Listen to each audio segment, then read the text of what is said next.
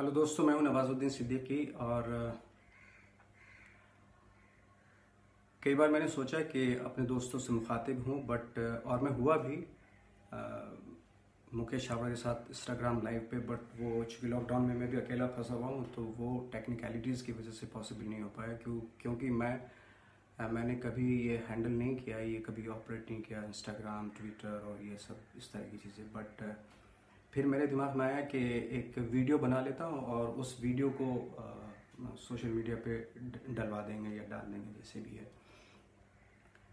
Definitely एक अजीब सा टाइम चल रहा है, ऑफ कोर्स, लॉकडाउन का। और ऐसा ऐसा बुरा सपना कभी नहीं सोचा था कि भाई ये हम लोग हमेशा सोचते थे कि बुरा वक्त कभी आएगा तो 50 साल बाद या 100 साल बाद आएगा, जब हमारे बच्चों के बाद शायद आएगा। लेकिन हमें शायद ये नहीं मालूम था कि हमारे ही सामने आ जाएगा। लेकिन ऐसे बुरे वक्त में बहुत सारे अच्छे लोग भी हैं जो आगे आगे आके अपनी जान की परवाह किए बिना लोगों की हेल्प भी कर रहे हैं। ऐसे उसमें लाइक जैसे डॉक्टर्स हैं, नर्सेज हैं, मेडिकल स्टाफ है, पुलिस है, और बहुत सारे लोग हैं जो सब कुछ अपना जितनी जिसकी हैसियत है उस हिसाब से सपोर्ट कर रहा है और डोनेट भी कर रहा है। सरकार भी सोच रही है, कुछ लोग फंसे हुए हैं उनके, कुछ लोग भूखे भी होंगे, कुछ लोगों को खाना नहीं मिल रहा। तो डेफिनेटली आई होप कि जल्दी से उन तक हेल्प पहुंचे, और पहुंच भी रही है, पहुंचाने वाले पहुंचा रहे हैं। चूँकि इतनी बड़ी आबादी वाला देश है, थोड़ा वक्त लगता है, और आई एम श्योर कि सरकार भी कर रही है और सोच भी रही है कि क्या कुछ बेटर हो सकता है सबके लिए। बट इसमें पैनिक होने की ज़रूरत नहीं है कि ये एक वक्त बुरा है। अगर हम सब मिल के इसका सामना करेंगे तो शायद बहुत जल्दी ये ख़त्म भी हो जाएगा। बहुत जल्दी हम एक बुरे सपने से उठ के एक अच्छे सपने में आ जाएंगे।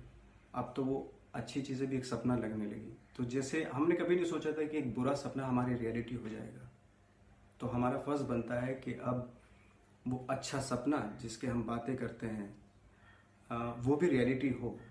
अच्छे सपने से मेरा मतलब है कि जहाँ पे सबका सम्मान हो, सबको प्यार मिले, और अगर कोई प्रॉब्लम में है तो उसको हम सपोर्ट करें। यही एक अच्छा सपना होता है, और किसी को फील ना हो। लॉकडाउन के दौरान कई बार ये मेरे दिमाग में आया कि क्या करें, क्या कहा जाए। तो फिर मैंने ये भी दिमाग में आया कि कुछ लिखा जाए। बट लिखना एक बहुत सीरियस आर्ट है। बहुत सारे लोगों को लगता होगा चलो इसमें लिखा जाए, बट मुझे लगा कि मैं जो मेरा प्रोफेशन है, जिसमें हम लोग काम कर रहे हैं बरसों से, उसको और तराशा जाए। बीइंग ए स्टूडेंट में वापस से स्टूडेंट बन के, सिनेमा का स्टूडेंट बन के। बहुत सारे मेरे दोस्त हैं जो पहले से लिख रहे थे और इस दौरान वो और बहुत अच्छा लिखने लगे। जैसे मेरा एक दोस्त है जय हिंद, बहुत अच्छी कविताएं लिखने लगे वो। तो मैंने डिज़ाइन किया अपने इस लॉकडाउन को कैसे क्या किया जाए इसमें। तो फिर मैंने प्लान किया कि जो मेरे फेवरेट एक्टर्स हैं उनकी फिल्में देखता हूँ। मैं 5 फिल्में एक एक्टर की देखता हूँ। जैसे कुछ एक्टर्स हैं, जैसे बहुत सारे एक्टर्स हैं, लेकिन कुछ का नाम लेता हूँ। जैसे एंथनी हॉपकिंस हैं, डेंजल वॉशिंगटन है, मैथ्यू मैकेनरी है, केविन स्पेसी हैं, रिकार्डो डेरिन, टोनी लैंग, इस तरह के एक्टर्स हैं कि उनकी 5-5 फिल्में देखी जाएँ। तो मैंने उनकी 5-5 फिल्में देखनी शुरू की। तो उनकी आर्ट, उनके थॉट, उनके प्रिपरेशन के बारे में मालूम हुआ कि किस तरीके से वो तैयार करते हैं चीज़ों को। जैसे फॉर एग्जांपल, जैसे मैं अगर नाम लूँ एंथनी हॉपकिंस का, तो जैसे मैंने उनकी 2 फिल्मों का जिक्र करता हूँ मैं उनकी। एक टू पॉप्स थी और एक remains of the day. Remains of the day में वो हार्डकोर बटलर बने हुए हैं, बहुत ही प्रोफेशनल बटलर बने हुए हैं, जो अपने मालिक के हाजी के ताबेदार होते हैं। लाइक अगर उनके मालिक ने कहा कि आज रात को बोला कि दिन है, तो वो उनको मालूम है कि रात ही है, बट वो सर हिला देंगे, क्योंकि उनका फोकस सिर्फ अपने काम पे है। तो धीरे धीरे आपको लगने लगता है कि वो इतना जेन्युइनली, इतना उस प्रोफेशन को इतना अच्छे तरीके से उन्होंने अपनाया, तो लगने लगता है कि जेन्युइनली लगने लगता है कि ये बरसों से बटलर है। इवन दो कि वो उनका जिस लड़की को लेके, मिस कीटन को लेके अगर उनका इमोशन भी है तो वो भी जाहिर नहीं करते ही कि शायद मेरे प्रोफेशन में थोड़ी कमी आ जाएगी अगर मैं उसके सामने अपने इमोशन को जाहिर करूँगा। तो ये एक बात थी। वहीं दूसरी फिल्म उनकी जब मैंने देखी टू पॉप्स, तो टू पॉप्स में पादरी बने हुए, फिल्म जहाँ से शुरू होती है तो वो तो बीच से कहीं से हो रही है, लेकिन एक्टर की जो प्रिपरेशन होती है उससे पहले से शुरू हो जाती है। वहीं से वो अपना एक वर्ल्ड बनाने लगता है, क्योंकि वो प्रीस्ट हैं तो प्रीस्ट के बारे में उन्होंने बहुत सारी जानकारी, रिसर्च वर्क किया होगा, उनके डायरेक्टर्स ने उनको बताया होगा।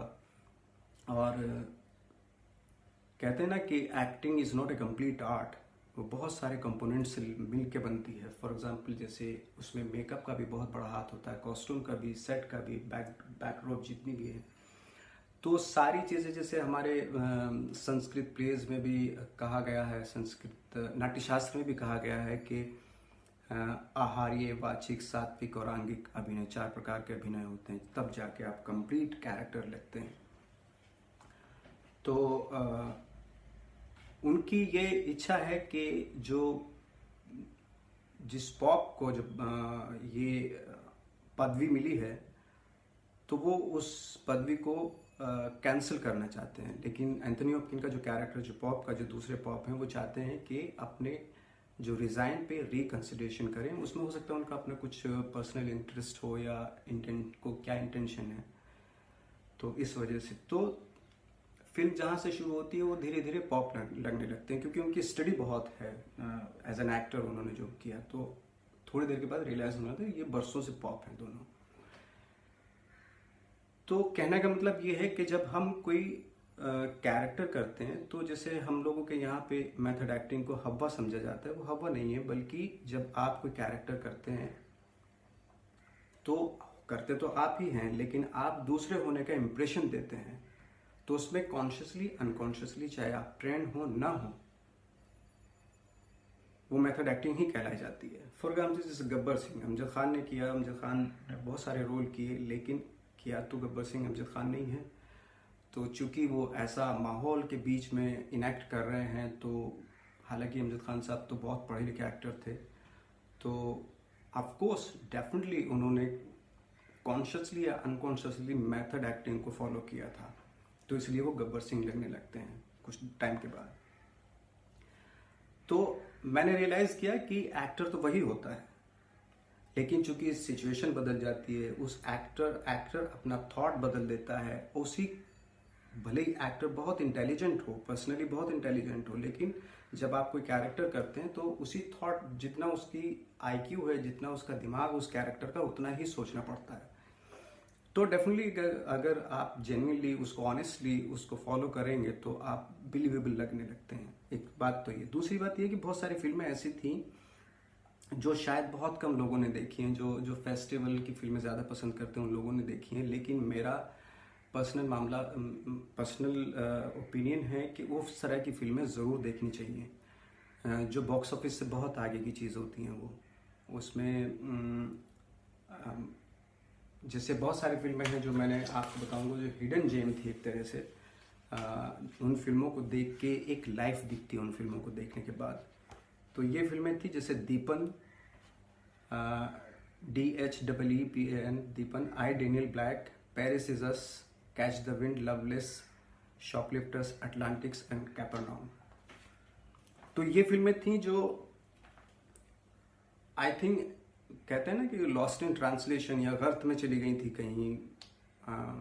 मैंने और मेरे दोस्त ने, हमने मिलकर, दोनों ने मिलकर डिसाइड किया कि वो फिल्में देखी जाएं जो हैं तो बहुत अच्छी, लेकिन इतना ज़्यादा ना तो उनका बॉक्स ऑफिस हुआ, ना इतना ज़्यादा वो लाइमलाइट में हुई। जब इन फिल्मों को देखना शुरू किया तो वाकई ये फिल्में बहुत ही, इन फिल्मों में एक लाइफ दिखती है। तो जो मैंने अभी बताई फिल्में और जो हॉलीवुड के एक्टर्स की फिल्में थी, उनमें एक ख़ास बात या डिफरेंस मुझे जो नज़र आया कि जो मोस्ट ऑफ द एक्टर्स जो हॉलीवुड के होते हैं, वो उनमें एक एक कॉम्प्लेक्सिटी होती है जो वहाँ के आम आदमियों में भी होती है, जो या एक चूँकि पावरफुल कंट्री है ऑफकोर्स, तो हर इंसान में उस पूरे समाज में, क्योंकि एक्टर भी एक समाज का एक प्राणी होता है, एक सुपीरियरिटी कॉम्प्लेक्स होता है। जब वो कोई कैरेक्टर करते हैं तो वो जाता भी नहीं है, वो जाता नहीं है, वो सुपीरियरिटी वो रहता है कि वी आर द लाइक, वो टेढ़ापन रहता है वो। और जब इन फिल्मों को देखते हैं तो उसमें जो बाद में मैंने लिस्ट बताई, तो उन फिल्मों में एक लाइफ दिखती है। तो जो मैंने बाद में लिस्ट बताई उसमें एक फिल्म थी लास्ट की, कैपर्नाउम।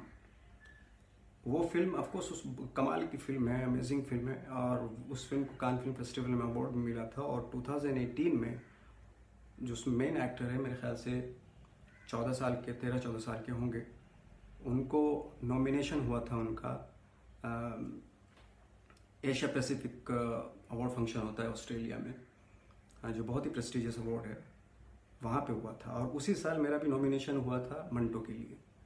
और जब मैंने फिल्म देखी तो अवार्ड तो हालांकि मुझे मिला था, लेकिन जब मैंने फिल्म देखी कैपर्नाउम, तो मुझे पहली बार रियलाइज़ हुआ कि अवार्ड मुझे गलत मिला। हालांकि मंटो मेरे दिल के बहुत करीब थे, मैंने बहुत मेहनत की थी, बट उन सब चीज़ों के बावजूद भी मुझे पहली बार ऐसा महसूस हुआ कि यह अवार्ड उस एक्टर को मिलना चाहिए था। तो ऑफकोर्स जो मैंने फिल्में बताएं और ये कैपर्नाउम, ये फिल्म ज़रूर देखें आप। बाकी ये है कि मेरी एक फिल्म OTT पे एक रिलीज़ होगी ZEE5 पे, जिसका नाम है धूमकेतु। तो फैमिली एंटरटेनमेंट है और आप ज़रूर देखें। Thank you very much.